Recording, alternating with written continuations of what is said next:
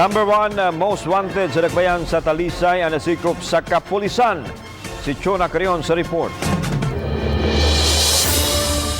Human sa 2 ka tuig nga pagtago-tago, nadakpan na gyud sa Talisay City Police Station si Aljan Emphasis Bacos sa barangay Mambaling, Dakbayan sa Subo.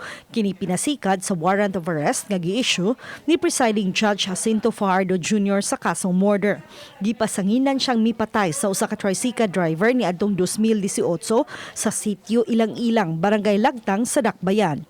That's one of the directive of the new provincial director to make sure that we can arrest the 10 most wanted persons because these people are involved or suspected to have committed heinous crimes. Si Bacos mao na ang ikatulong most wanted sa Dakbayan nga nadakpan sud lang sa kapin usa ka semana. Unang nasikop mao si Regent Bangungong nga nagatubang og kasong robbery ug si Richard Mandal nga nagatubang og kasong murder. Si Mayor Samsam Gulyas mihatag og pasidungog sa kapulisan sa malampuso nilang police operations. This is just a testament to his hard work and dedication.